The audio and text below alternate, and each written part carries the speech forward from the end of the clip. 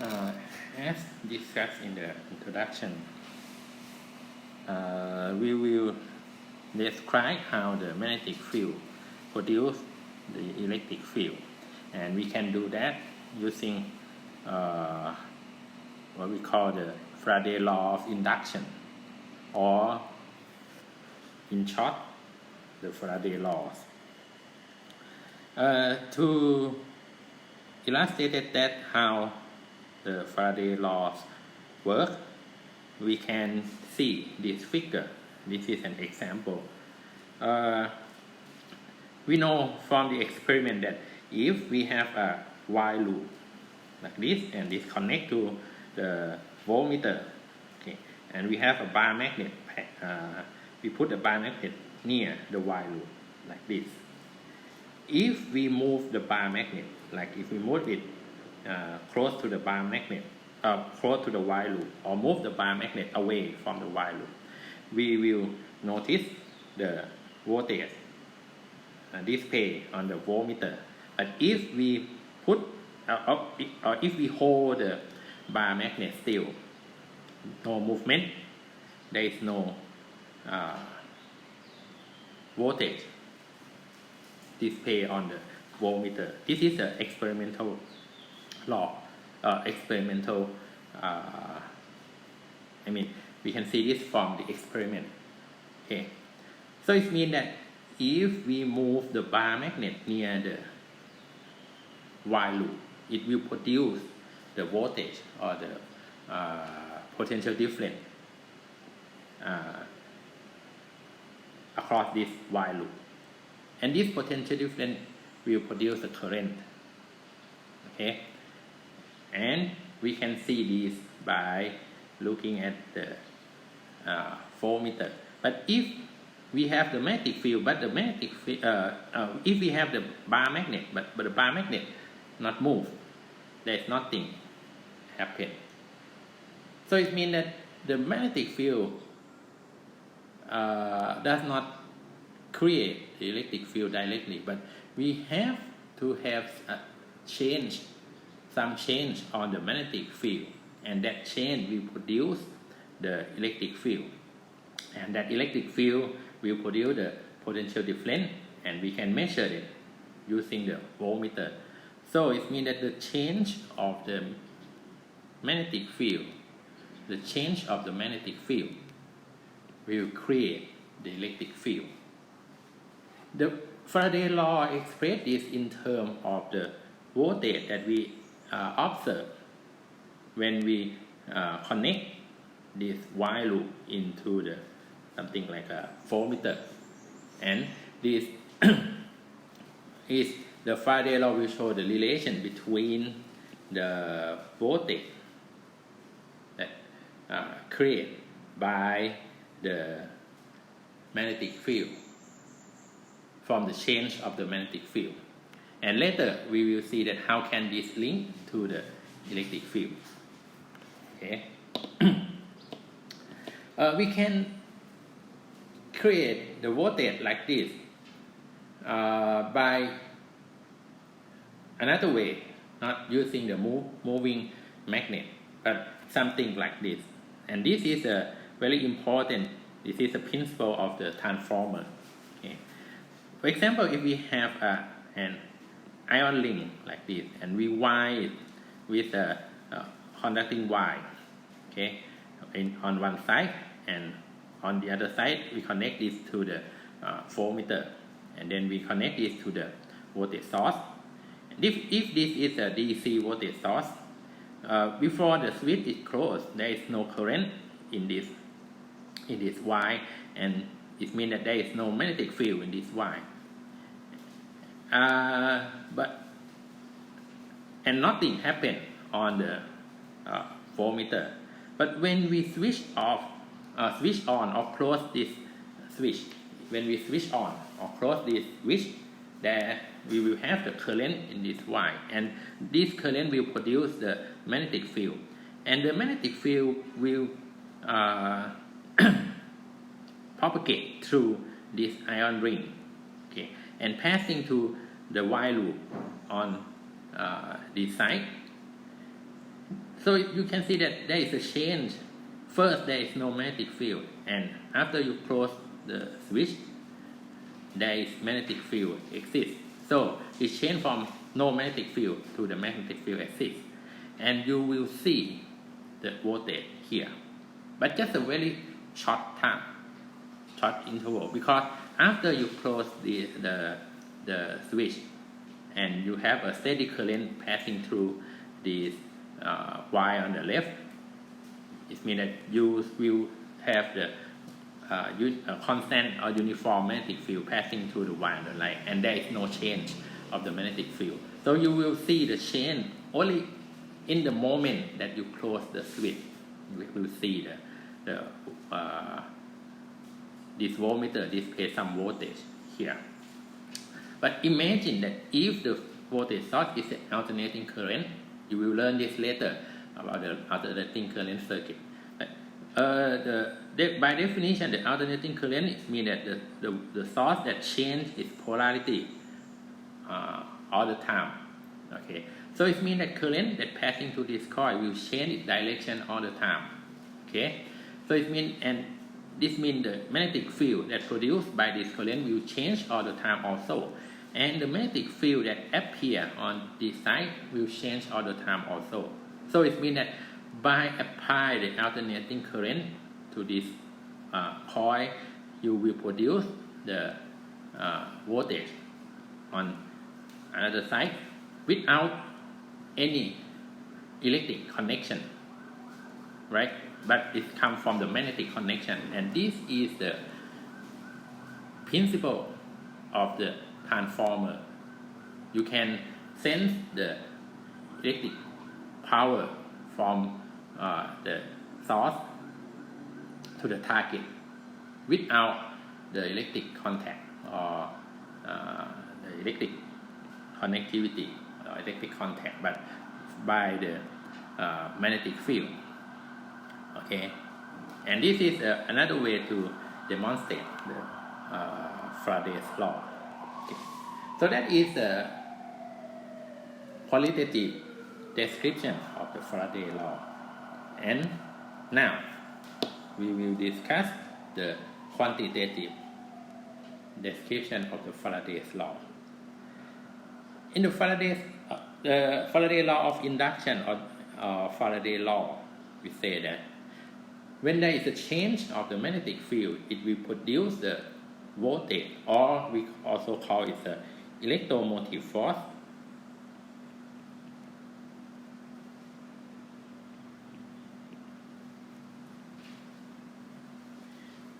This is a historical reason, electromotive force, because Faraday described this as a force that drives the current, that produce the current in the loop, and we can then measure the voltage difference, or we can also measure the current.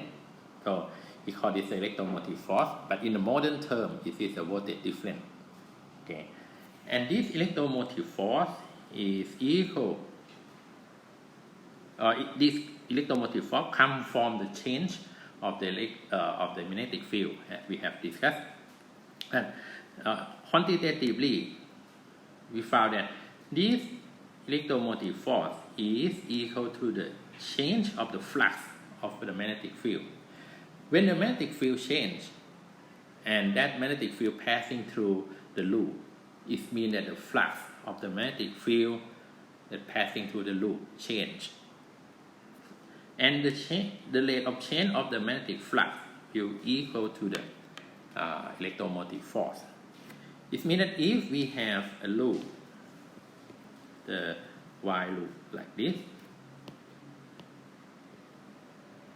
and we have the magnetic field passing through this while loop, we know from the definition of the flux that the flux of magnetic field is equal to the integral of B dot dA.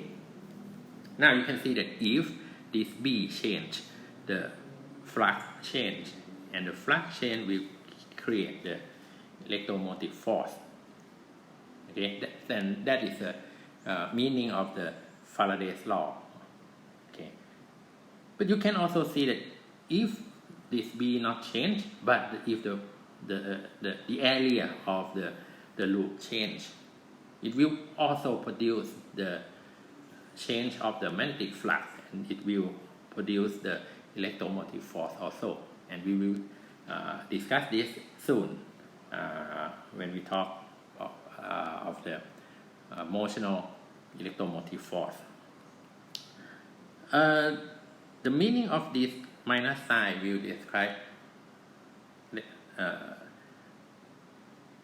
soon.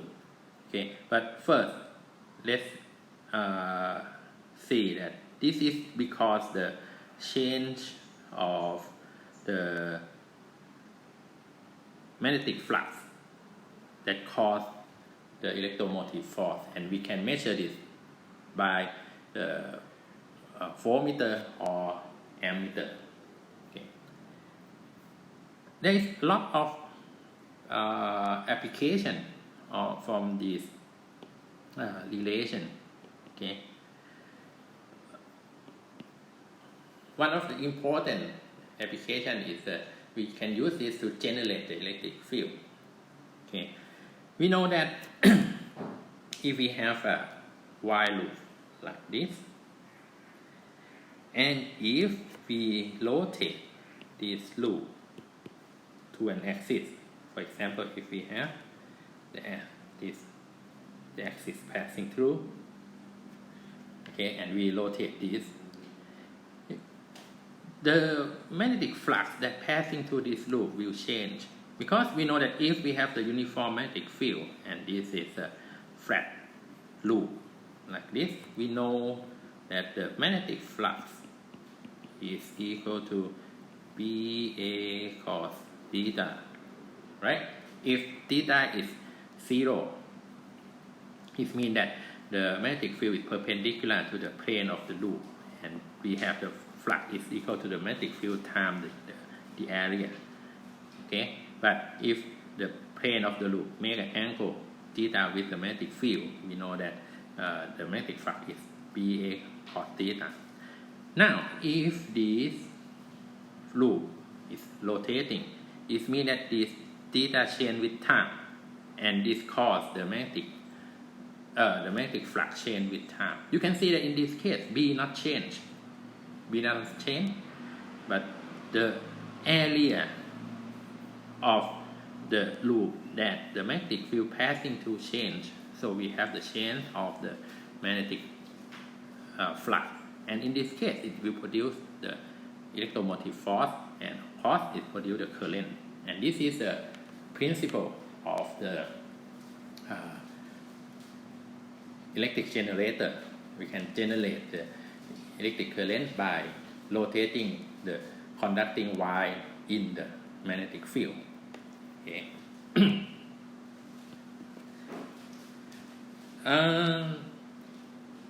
The other interesting application, it is for the one who loves music. You may not know that we use the Faraday's law to create the sound of the electric guitar, right? Here, electric guitar. In the electric guitar, you have the wire, the string, which is the conductor, the metal string, and you have a pickup point here. I think I'm not the expert on the guitar, but somewhere here. Okay, it should be here, and here. And when the guitar string vibrate, okay. Oh, okay. At the pickup point, we have the permanent magnet here, which produce the magnetic field. Yeah. And when you pass the string near the magnetic field, and on close to this thing, this is the material here is a magnetic material. We have discussed this before, that when we put the magnetic material near the like a bar magnet, the magnetic field from the bar magnet will induce this material to be a magnet, and it will produce another magnetic field. Now you can see that when the string vibrates, the magnetic field that comes from this part of the string will change to this coil. The magnetic field from this part through the coil will change, and this will produce the electromotive force. Okay. And this electromotive force is the electric signal, and that go to the amplifier, go to the electronic equipment that produce the sound of the electric guitar. Okay, so that is another interesting application of the Faraday's law. Okay. Now we come to the meaning of the minus sign. Okay. When we look at the Faraday law here, we have the minus sign here. What does this minus sign mean? Okay. We can describe the meaning of the minus sign using the Lenz's law. Lenz's law states that the induced current in the loop is in the direction that creates a magnetic field that opposes the change in magnetic flux to the area enclosed by the loop. What does it mean? It means that if you have a loop, again you have a loop, while loop, and you have the magnetic field like this, and if we assume that the magnetic field increase, okay, and we know from the Faraday law that it will produce the electromotive force, and that electromotive force will produce the current. The question is that what is the direction of the current? The Lenz's law provides us the direction of the current. That is, the induced current will produce another magnetic field. We may call it the induced magnetic field.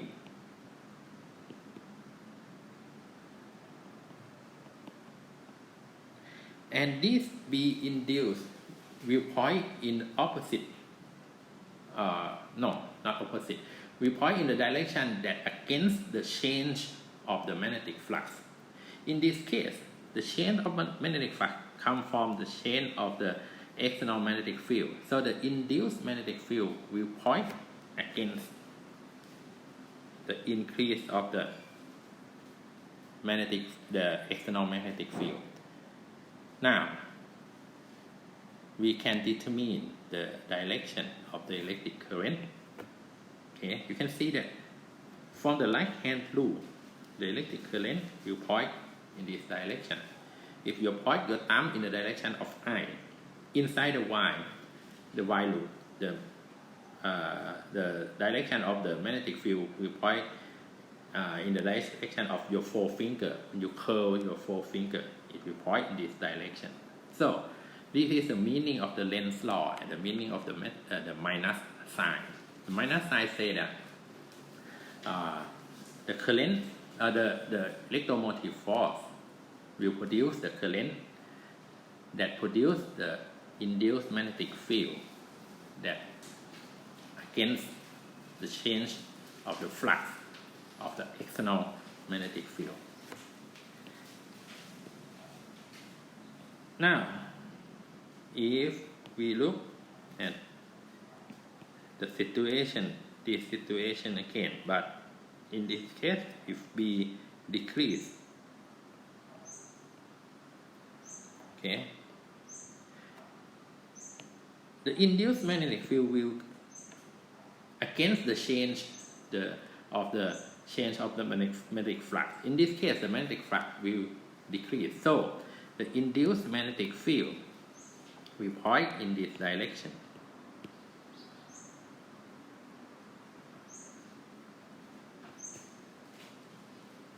And you will see that in this case, the current from the right hand loop Okay, the current will point in this direction. If you point your thumb in the direction of the current and you curl your finger inside the loop, this is the direction of your forefinger. Okay, so that is the meaning of the Lenz's law. But as we mentioned before, that the change of the magnetic flux is not necessarily come from the change of the magnetic field only. We can also have the change of the magnetic flux by the change of the area of the loop. For example, in this figure, you can see that if we have the loop here, right, and we have this side of the loop is a bar that can move. This is a movable bar. Okay, you can see that if you move the bar to the right here, it will increase the area of the loop, and this will increase the magnetic flux. In this case, magnetic field does not change, but the area that magnetic field passing through change. So in this case, the magnetic field will, the magnetic flux will increase. Here, the external magnetic field point inside.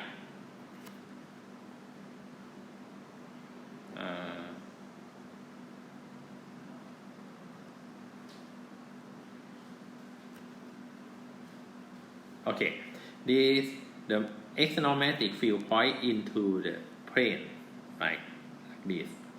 And from the Lenz's law, we know that the current that produced from the electromotive force will produce the induced magnetic field. And in this case, you can see that the current will point in this direction, and from the right hand loop, you must have that the induced magnetic field will point upward or point out of the plane, right?